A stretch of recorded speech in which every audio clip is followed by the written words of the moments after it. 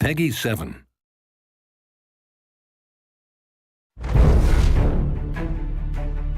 At the high level, LEGO Universe connects millions of LEGO fans together, brings them together to build, play, share together online, and connect them in new ways, and play with LEGO in a new way. What that really means is you can get in there, you can create your own minifigure, you adventure with that character, you get to play through this whole big epic backstory that we've got going on. You go on missions with other players, you trade with other players, and you collect stuff. And whatever you have collected from models and bricks, you go to your own little planet chunk, and you build maybe your own little castle, if that's what you want to build. Bring your worlds to life, right? That was the idea. You're going to come in here and you're going to bring these worlds to life. So how are you going to do that? And we had models and you could build, but you could never make them come to life. And now it's like, oh, now it can do it. Whoa! Oh, castle, staircase. An 8-year-old can build a big castle that really looks impressive and has dragons that spits fire and everything, right? He can build that. He might not have the bricks in real life or the skill in real life to actually design that castle, but in LEGO Universe he can bring that all to life. I'm building this really cool thing, and when I show it to you, you're gonna flip out. Not only are you gonna flip out, but then we can play together in that world. I have, the words escape me. It's too cool. There's 3 different building experiences in the game.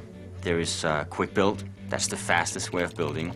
Basically, your minifig just built this thing automatically. But still, the player really gets the sensation that, hey, I created this awesome thing. The next step on our journey is modular building. So the first example you come across in the spaceship that you start out on is you have to build this escape rocket. And you can put them together very simply, right? There's 3 sections, you connect one, and you can swap out different parts to try different styles.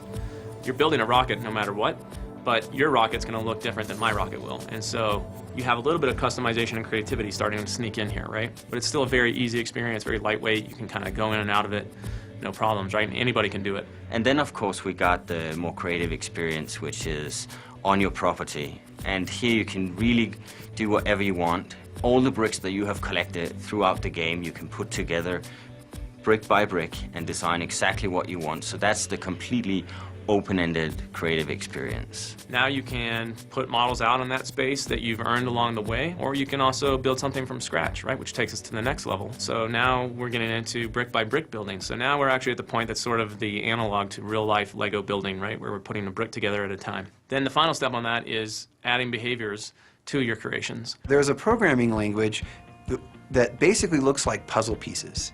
And you can plop down all kinds of things, like when I get near something, when I get hit, any of those things. And then you can say, do all these different things, like break apart, or play this animation, or do this sound, or shake around, or turn sideways. There's just so many possibilities. And what I really can't wait to see is what are people gonna do with this really powerful language.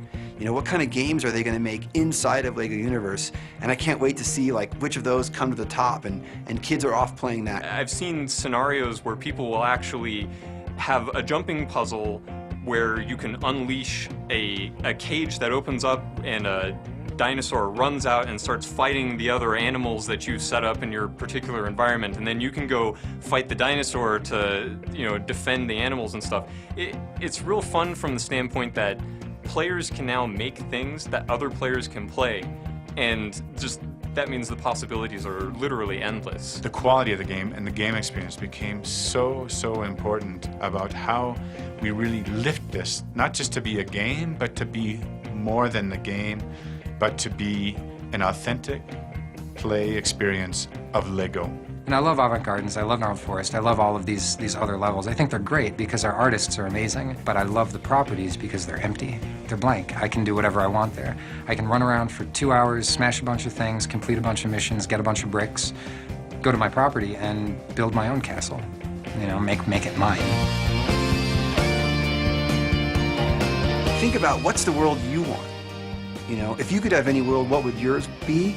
And then apply that when you're in the game so that when you get to the build part, you're ready to go, you've got some cool ideas, and then your friends can come over and you guys can play in your world. It's more than a game, really. It's a new way to play with LEGO into the next century. LEGO Universe is a game that people are going to want to play. And again, it's a game that's going to keep growing and growing and growing. content, functionality, and it's up to the consumer to build what they want. So a lot of the game is also in their hands to build and create what they imagine, what they can do. It's just a fantastic game and everybody needs to play.